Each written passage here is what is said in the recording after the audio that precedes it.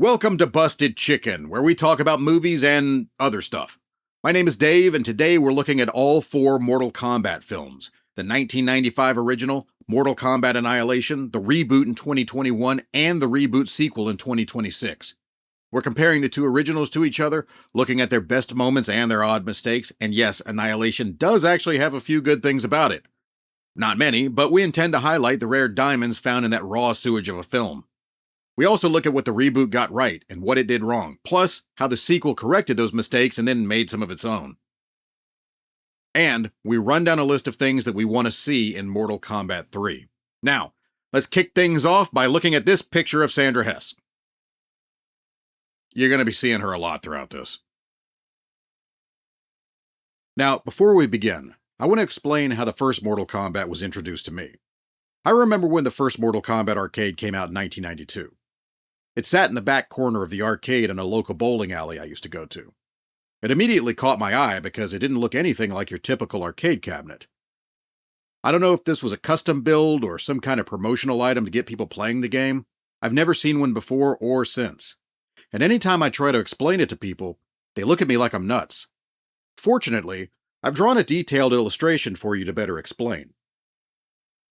Now, as you can see from this incredibly realistic rendering, the controls and the screen were separated by about 5 or 6 feet, connected only by a pair of pipes that carry the wiring for the control panel. The screen was not your standard CRT monitor either. Instead, it was a pretty big flat projection screen TV, the kind everybody wanted in the mid-90s. It sat atop a large wooden box, displaying the glorious fight scenes, the bloody punches, and heart-ripping fatalities for everybody in the room to see. Now, as you can imagine, seeing realistic people murdering each other on a 60-inch screen TV, surrounded by a bunch of 19-inch monitors filled with race car simulator sprites, brightly colored Street Fighter characters, and Pac-Man, it was clear that one of these was not like the others.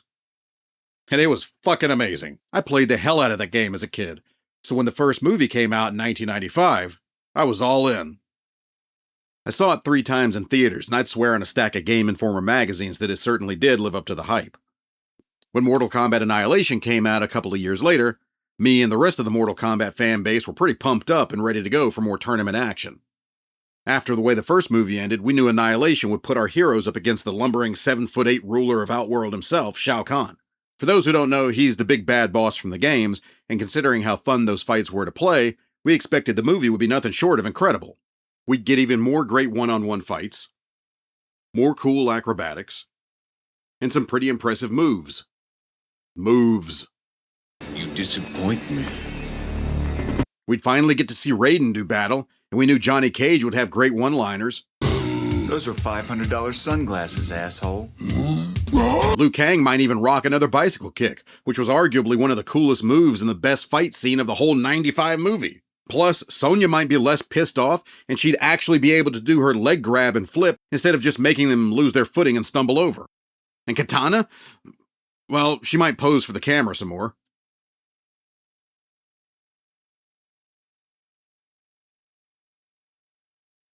But what really had everybody hyped up was knowing what the filmmakers had available to them at the time. The Mortal Kombat lore had grown considerably at that point, and by the time this movie had come out, Mortal Kombat 3 was sucking up quarters in arcades all over the world.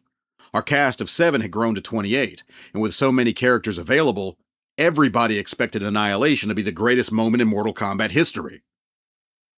Unfortunately, pretty much none of that happened. When the movie poster for Mortal Kombat Annihilation told us to destroy all expectations, we didn't know they meant expectations of a good movie, or the studio's expectations of getting another sequel, or the expectations of seeing Johnny Cage live past the first 5 minutes of the movie. To say we were disappointed is kind of an understatement. Was the movie completely shit, though? Not entirely, but it's not lauded as being one of the worst video game movies of all time for nothing. And when you compare it to the first one, it kind of makes you want to push somebody down a really tall flight of stairs. This movie was an unfinished downgrade that took the greatness of the 95 film and pulled a major fatality on it. That said, there were some good things about it, and even a few improvements from the 95 film. Now, I'm not saying that this was some kind of world-class Academy Award-winning type of film, or that it has stellar acting that rises to the level of, say, Daniel Day-Lewis in There Will Be Blood, or Tom Hanks in Forrest Gump, or Darren Ewing in Troll 2. Oh my God! Anybody who's seen this film can tell you that it's one of the worst movies they've ever seen, and if given the choice between watching Mortal Kombat Annihilation or an adult film starring Rosie O'Donnell, they'd probably choose the latter. Not me, though, because I don't want to go blind and have nightmares for the rest of my life. Still, there are some things about the Mortal Kombat Annihilation movie that I did actually enjoy.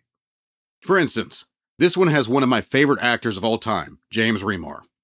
Now, I'm a big fan of James Remar, and I've liked him in pretty much everything that I've seen him in over the past 40 plus years. He can be charismatic or ultra intense depending on the character. However, him as Raiden is something that I'm still on the fence about. In the 1995 Mortal Kombat, we had Christopher Lambert playing the Thunder God, and on paper, that's phenomenal, especially when you consider that he's pretty much mastered the Christopher Lambert voice. Unfortunately, the film didn't really utilize him properly. In fact, they didn't really use him at all. Throughout the movie, all they had him do when he wasn't scolding Liu Kang for being a whiny little shit was to pretty much just stand there. Sometimes he'd sit, or he'd walk around a little. I really like Christopher Lambert. I have one of his signed posters on my wall. And I love that long-forgotten film, Gideon. So I don't blame him for any of that, but rather put that on the creative team for underutilizing one of their best assets. And underutilized they did in such a major way. I mean, come on! You have Christopher Lambert, of all people, telling Johnny Cage, Sonya Blade, and Liu Kang that one of them will be the chosen one. How in the galactic fuck do you not have him say, "There can be only one"? How do you miss that? I swear, it's like they did that on purpose just to piss me off. In the case of James Remar's version of Raiden, they actually had him doing things. He was more engaged with the story, there was this whole thing about Raiden's family connections, and we actually got to see him fight Shao Kahn. So this time around, Raiden wasn't treated as a background character, but rather part of the core group. Now this is something that I like because Raiden has always been my favorite character in any of the Mortal Kombat games. We also got Jax this time around, played by Lynn Williams.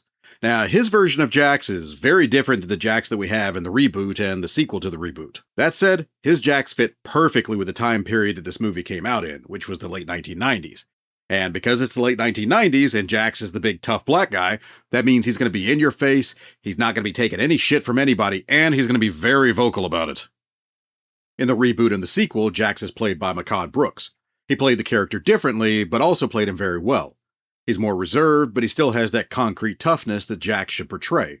Now, I like both versions, but the Jax from Annihilation stood out more as a separate personality from everybody else in the movie.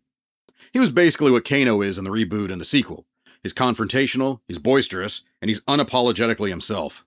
That said, the real reason I come back to this movie? Well, it's because of the blonde Hotness standing next to him. And it's not just because she's good looking and she's got a really great pair of hair. It's because Sandra Hess as Sonya, she's just fun to watch. She's not portraying the character as a walking brick wall of irritation and stubbornness, so she's more likable in the role, at least until she pulls that "I have to do everything myself" bullshit that Sonya was supposed to have learned from in the first film.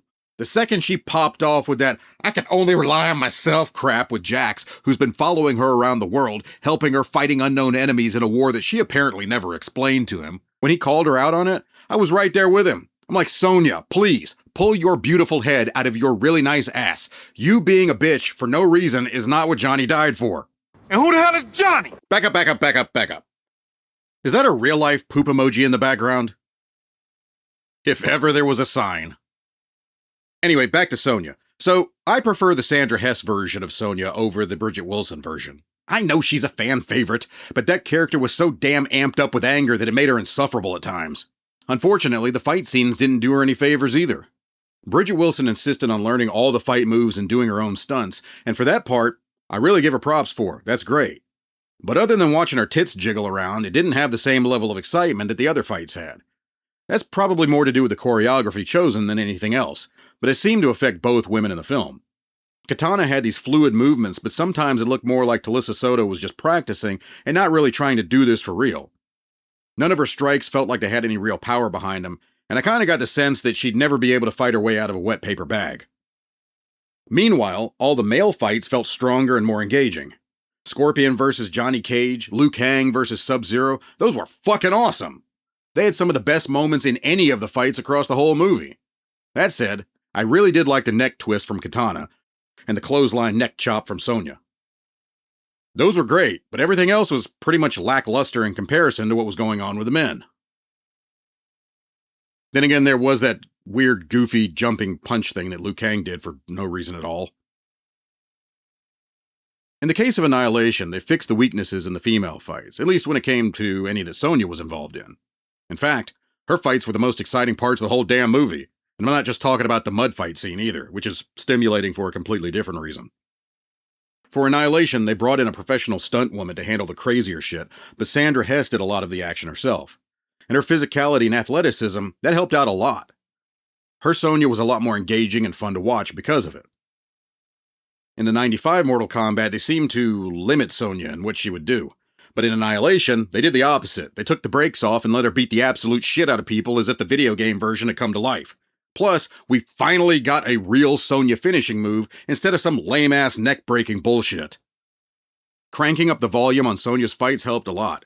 The fight in the science facility, it always makes me forget about the rest of the crap that's going on with Annihilation. And Sandra Hess, she did a great job in that scene. Still, the mud fight with Mileena is probably the one thing most people remember about that movie. It might actually be the only thing people remember about that movie. But to be fair, the scene does have a lot of high-impact action. Well, for 1997. Plus, the fight moves are a lot of fun to watch. And I do have to agree with Jax about Sandra Hess covered in mud. You do look good in mud. Jax. Well, you do. You know, I know I'm not a professional movie editor, but I do think Mortal Kombat Annihilation could have been vastly improved if they would have just tweaked a few things. Like, for instance, this is just me spitballing. Right after the opening credits, you skip that whole Shao Kahn invasion thing, right? Instead, you go straight to the Sonya and Mileena mud fight. Once that's done, end credits. That's it. That's all you gotta do. Just chop out everything else. Opening credits, mud fight, end credits. That's it. And if you want to make the movie even better, just get rid of all those credits and play the mud fight scene like 6 times in a row. That'd be a much better movie than what we actually got. Now, I know that might make me sound like some kind of an ass, but I've seen the rest of this movie and it doesn't really get much better from there. I mean, yeah, we've got the Raiden fight, which was significantly helped by Ray Park doing Ray Park acrobatics and spinning kicks. And I could do the same kind of moves myself. I mean, I'd have to be caught in a tornado to perform them. I'm just saying. And the Sub-Zero versus Scorpion fight, I know a lot of people do like, but I couldn't get past the retarded-looking Scorpion costume to pay attention to the fight. Then there was Katana's fight, which was about as thrilling as her battle with Liu Kang in the first movie. You know, not thrilling at all. And while I'm bringing her up from that first movie, what the hell was with the cryptic, "To win your next match, use the element which brings life"? What? Katana! It's one of those moments when you're supposed to think that the character is too intelligent for normal people, so they're going to give us some deep, abstract metaphor that sounds like mysterious wisdom. Now, it makes sense later when Liu Kang fights Sub-Zero and Sub-Zero makes a big freezing bubble that knocks Liu Kang back. Liu Kang trips over a bucket of water Raiden conveniently left out when he was done mopping the floors during his janitorial shift on Shang Tsung's island paradise of mystical blood and death. The water spills, and the Chosen One realizes what that confusing bullshit Katana was talking about meant. He picks up the last bucket, which has about 2 gallons of water in it, hurls it at Sub-Zero. The water somehow becomes a 20-foot-long, 60-pound icicle, and it runs through Sub-Zero's body faster than rich guys do the Girls on the Whatever podcast. Basically. And the scene looked great, but what if Liu couldn't figure out what that fortune cookie line meant? Use the element which brings life. What? What if he went into the fight confused, thinking he was supposed to hit Sub-Zero with a sperm sample, or he was supposed to beat him to death with a sack of ovaries? That definitely would have changed things. But back to Annihilation. The best part of Katana's fight wasn't anything Talisa Soto was actually doing. Instead, it's when she whipped out those awesome-looking metal fans Katana's known for. But had they not been in it, you probably would have forgotten that fight even happened. Still, like in the first movie, I can't really blame her for any of that. What she did in Annihilation was a lot more action-oriented than the fight in the first movie. And it's not like she was fighting on the same level as, say, Death Run to Istanbul. Say goodnight, asshole.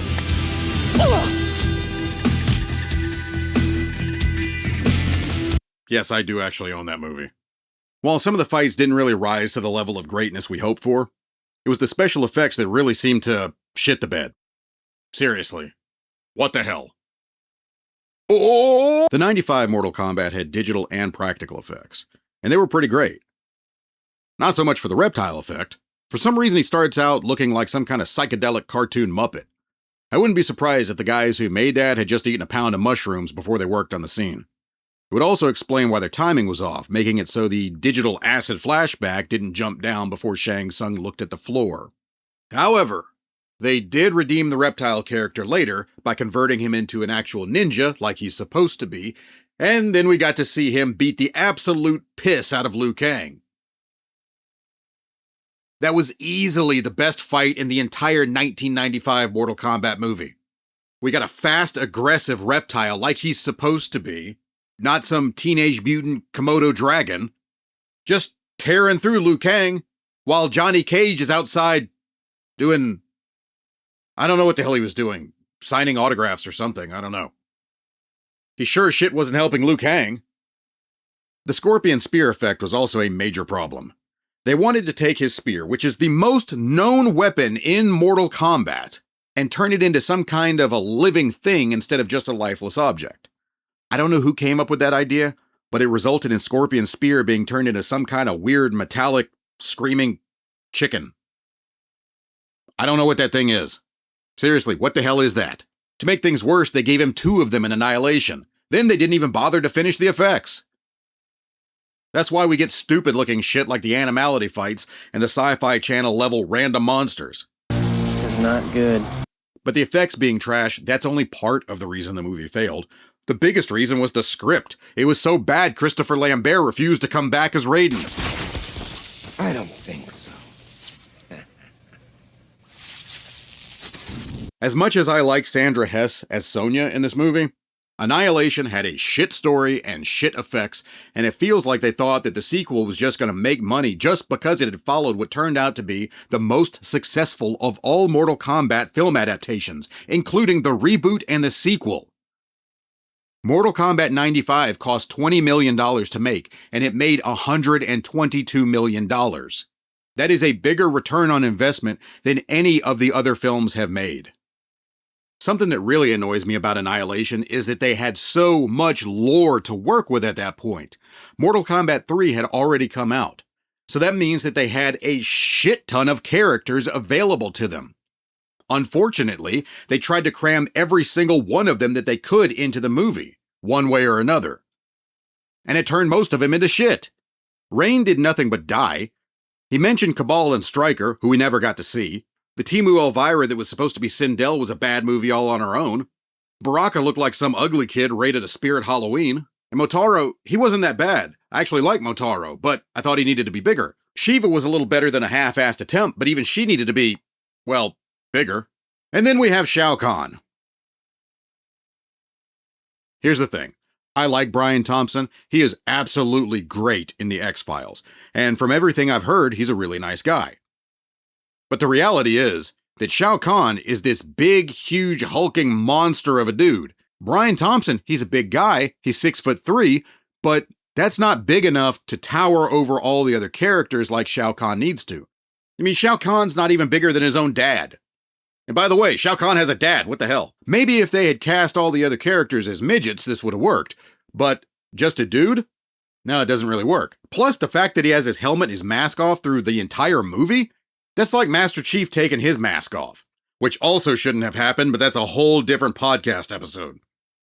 Shao Kahn without his mask and his helmet on, just walking around with everybody else being slightly taller than them, he just looks like your next door neighbor or something who's just hanging out there, just some big bald guy. And I say this, fully aware that Brian Thompson could probably rip my arms off and slap me to death with them. And if this was a movie where he was just supposed to be some big normal guy, this would have worked. But in Mortal Kombat, he needs to be much larger.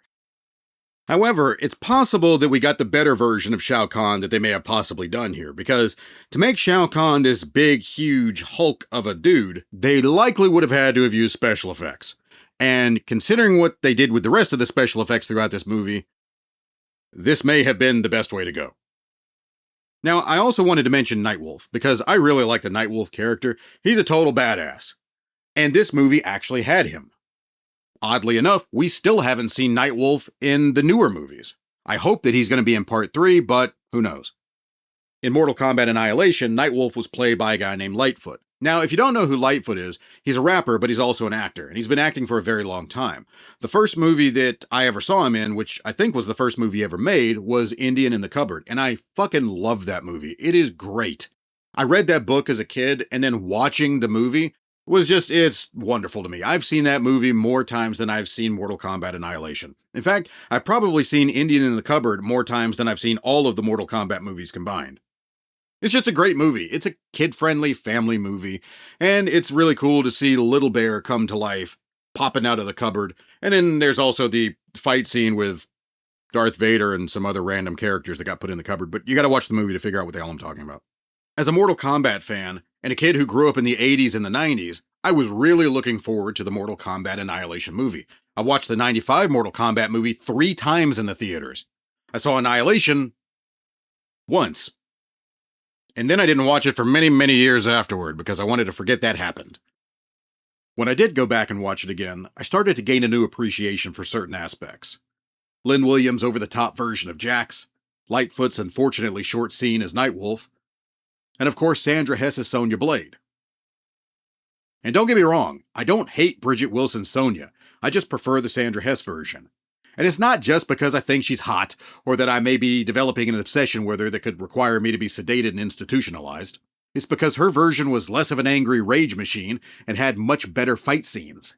That's the Sonya I'd want to hang out with. That's the Sonya I'd want to have fight alongside me. Bridget Wilson's Sonya is the one who would shoot me in the face if I made the mistake of asking her if she knew what time it is. Bullshit. Unfortunately, Annihilation was so bad it pretty much killed the film franchise for over 20 years. When we did get a new one, it was clear the mission objectives had changed. They weren't going for an audience of 9-year-olds anymore. They were out for blood. Buckets of blood. The 2021 reboot leaned heavily into what made this game so iconic. The blood, the gore, the brutality of the fights, all of that was finally there. No more skating around it so they could get that middle-of-the-road PG-13 rating in hopes of attracting parents who were okay with the concept of Mortal Kombat, just not the violence. No. No. This is Mortal Kombat, not Double Dragon or Street Fighter. This movie is based on a video game that broke rules nobody knew even needed to exist. It was part of congressional hearings and caused the adoption of the ESRB rating system for video games. The original 95 movie was great for its time, and it still holds up today as a fun movie. And Annihilation was made, but both movies do lack that core part of what made Mortal Kombat what it is. Thankfully, the reboot gave it back to us in very vivid glory. And oh yes, I am thinking of Kung Lao's saw blade attack. While the reboot gave us back the blood and the guts, like Annihilation, it also did a few things that annoyed the crap out of people. I'm sure we're all thinking the same thing, so let's go ahead and say his name together, everyone. Cole Young. What did you say?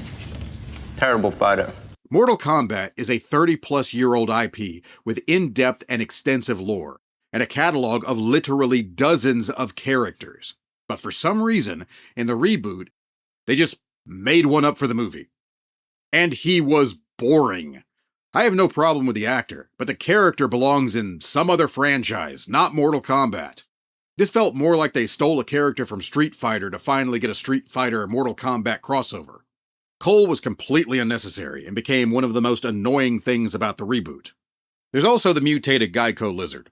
I know that in later games, Reptile was less of a dude with a butt-ugly head, and he's more so the Mondo Gecko character on steroids. Personally, I prefer the ninja like they gave us in the 95 movie. I suppose the creature version was the better way to go, though, since it broke up the flow of seeing just people on the screen. It reminded the audience that Outworld has a lot of weird shit in it, and it's not just Iceman's cousin, or women who really need to see a dentist. And really, it could have been a lot worse. Much, much worse. The reboot also made the mistake of forgetting to include the combat tournament in Mortal Kombat. You know, the whole point of the game. Annihilation did the same thing, and in that case the movie ended up becoming some sort of an adventure RPG instead of a fighting game adaptation. And the reboot is a bit different. Shang Tsung is basically trying to cheat and avoid the tournament altogether. For me, this wasn't really much of an issue, but I know that a lot of people were kind of perturbed by that. Personally, my biggest complaint had to do with Scorpion. The previous movies did us right by using the game audio version of Get Over Here. That's essentially the rallying cry for the entire Mortal Kombat series. But for some reason, in the reboot, they decided to have the actor say it, behind his mask, with apparently a sock in his mouth. Get over here! You're fucking kidding me, aren't you? Oh, fucking hell. Now, it seems like during post-production, somebody would have heard that and said, "Hey, this sounds kind of like your grandpa with bronchitis. Maybe we should change this." And then somebody else would say, "I've got a great idea. Let's use the game audio." People love that, and they did it in the first two movies. But no, that's not what they did. Instead, they gave us, Get over here! Fortunately, they went back to the game audio version in Mortal Kombat 2. Now, despite these few issues, the Reboot movie was actually pretty damn good, and it showed you what a Mortal Kombat 2 film adaptation should actually be. We didn't just get the blood and the guts, or the great special effects. We get characters that came to life in a way that the previous movies didn't do, and the sarcastic, shit-talking, funny-as-hell Kano was probably everybody's favorite. He was done so well that honestly, if they made just a single standalone movie about Kano and the Black Dragon, I think we'd probably all go and watch it. I also really like Kabal. Now, Kabal was always one of my favorite characters from the Mortal Kombat 3 game, so when he showed up, I was pretty thrilled. Even more so when they didn't fuck him up. I was glad that they gave him a personality that stood out as this completely separate guy who doesn't quite fit in with the rest of Shang Tsung's group of misfits. It leaves you wondering how this dude became part of the villain brigade. Unfortunately, we never really got that explanation, so if they do decide to do a Kano movie, maybe they could show us what happened to Dewey Crow and how he got turned into Kabal, and then later how he got hooked up with Shang Tsung. Kung Lao was also awesome, and his blunt responses reminded me a lot of older kung fu movies I used to watch. He was clearly a guy not to fuck with, and one who was going to tell you exactly what he thought in a very direct and sugarless way.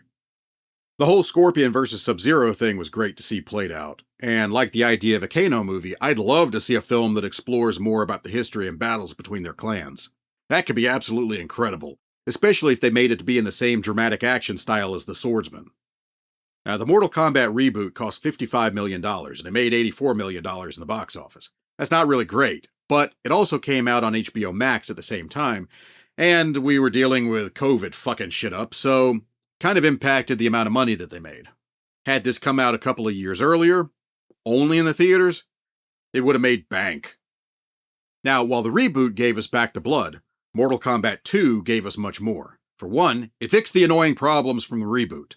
We finally got the tournament combat. Like I mentioned before, we got the real get over here. And Cole, well, he isn't really a problem this time around. We also got some familiar faces. Johnny Cage was the main protagonist. Me. He was absolutely great, with a shit-talking personality that made him a perfect match for Kano. Baraka didn't look like a cheap Halloween costume this time around. We finally got the monstrous version of Shao Kahn, and he was exactly the scary as fuck kind of thing that he needed to be. That is Shao Kahn. That is the kind of thing that could threaten a planet. We also got someone that was supposed to be Jade, but I don't know where the hell her hair went. Jade is supposed to look similar to Katana, but with olive skin. That's not what we got here. Instead, it was another unnecessary modification to a character. This isn't anything against the actress. If she doesn't want to have hair, fine, it's her head. But the character does have hair, so give her a wig at least. And speaking of Katana, this one was better than the Talisa Soto version, but I can't say that I was overly impressed. Katana is one of the strongest characters in the games, and her backstory works really well. Still, something was not right about this portrayal. She's tougher, yes, but there's still something missing or just wrong. Maybe it was the dialogue or something like that. Or I just have extremely high expectations for this character. I can't really put my finger on it, but my excitement kept getting as muted as her outfit. Criticism aside, I really did like Mortal Kombat 2, and I will absolutely be buying it when it comes out on Blu-ray. Then again, I also bought Annihilation, so I'm not sure that's a real ringing endorsement. It's also worth noting that a third film is in the works, and knowing that, I do have a few suggestions that I'd like to pass along to the filmmakers. Feel free to adopt literally every one of these. Let's start with Baraka. Baraka was a walking horror film, and that's how he's supposed to be. In Mortal Kombat 3, we need him to do more.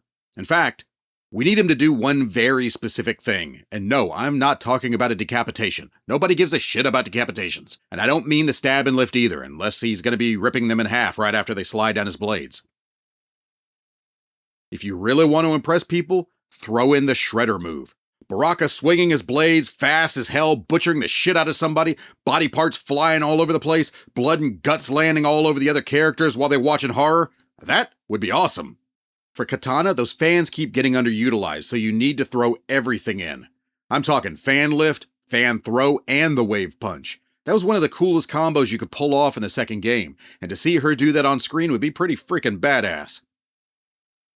And Jax, we need a gotcha. I mean, seriously. It's his version of Get Over Here, and he keeps getting left out of the movies. And while you're at it, he needs to fire some projectiles. I don't care what he shoots at this point. Missiles, Nerf darts, ketchup, whatever. Just load him up and let's fucking go. And finally, we need a Raiden versus Shang Tsung fight. Enough of this teasing us bullshit. We need those two to finally duke it out. With Shang Tsung shape-shifting and raising fireballs from the ground, and Raiden teleporting, throwing lightning, doing a Superman attack. Then you end the whole thing with a shocker, where Raiden suddenly shocks the ever-loving shit out of Shang Tsung, blows his body all over the place, chunks of meat and arms and legs and butt cheeks everywhere. That would just be terrific. Yes. Now, these movies have been on a pretty good streak here of including extra characters that we really want to see. Except for Cole. So, while I implore you to not bring back Cole unless he's going to be somebody else, there are a few characters that really should be brought in. Number one, first and foremost, give us Nightwolf. Nightwolf is fucking awesome. He needs to be in it, okay? We need Nightwolf. We also need Stryker, who for some reason in my head is played by Woody Harrelson. I don't really know why. He's like 63, so maybe don't go that route. He's a fun character, and I think it would be great to see how he plays off of some of the others. I imagine we get like a Raiders of the Lost Ark type of scene where Stryker's facing off against somebody like Ermac, and Ermac starts displaying a bunch of complex kung fu moves, talking shit about how Stryker's just a mortal man that has no chance against a being that's made from thousands of collected souls, and then Stryker just throws a grenade and blows him up. Now, on the villain side of things, we gotta get Shiva, but not that cosplay version that we got in Annihilation. We need the R-rated Nightmare version. She's taller than the guys, her face is creepy as shit, she's got that weird Portland haircut. Make her fully game accurate, then send her big-tittied scary ass to go fight Johnny Cage because that would be funny as hell to watch. And finally, Motaro. Can you imagine what that would be like in this movie? Motaro in Mortal Kombat 3? Big as shit, just barreling over dudes, splattering their bodies all over the ground and leaving them looking like some kind of Jackson Pollock-Picasso collaboration? Stupendous. Oscar-worthy. Now, I know that implementing all of my incredibly wonderful ideas would probably make the movie last about 4 or 5 hours, but honestly, at this point, I would probably watch a 4 or 5 hour long Mortal Kombat movie.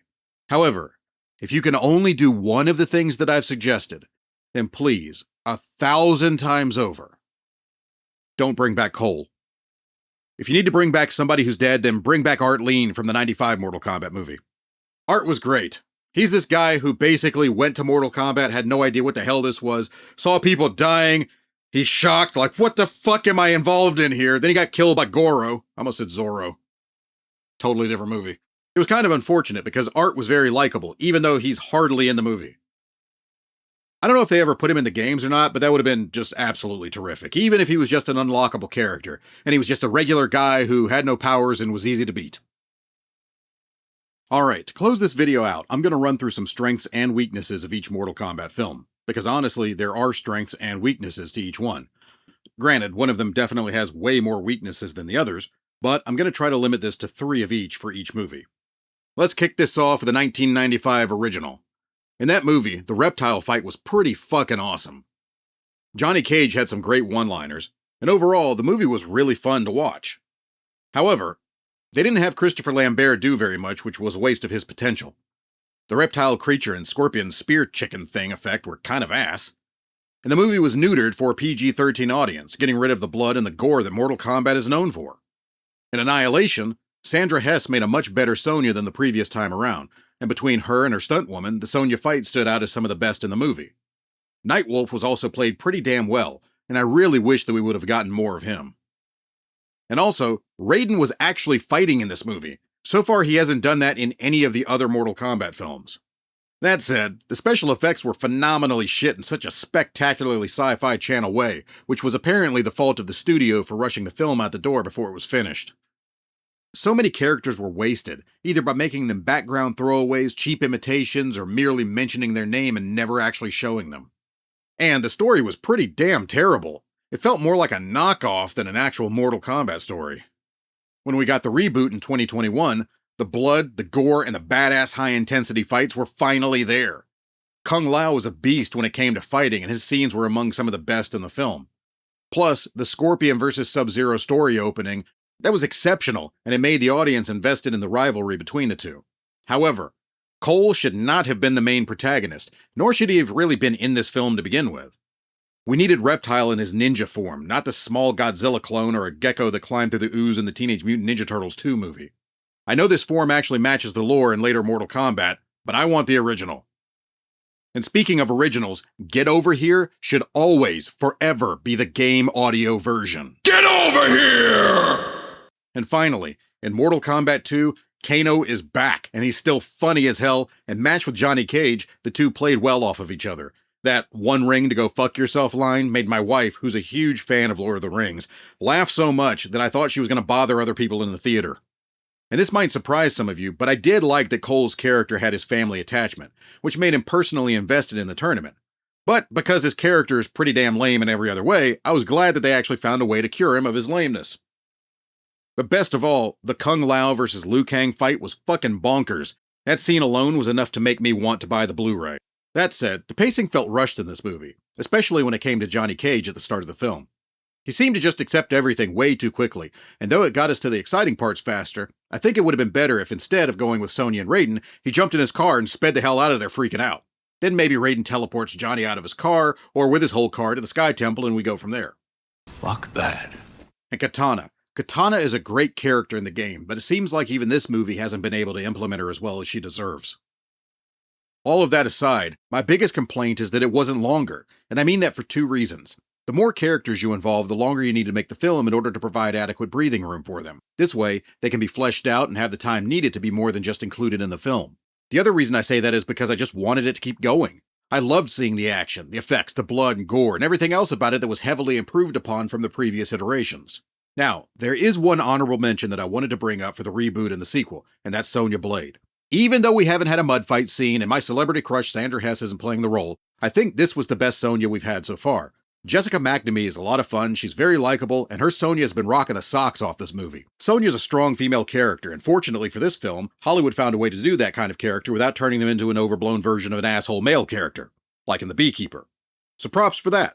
And that's it! Those are my thoughts on all four Mortal Kombat movies. The 1995 original, the 1997 Mortal Kombat Annihilation, the 2021 Reboot, and the 2026 Reboot sequel.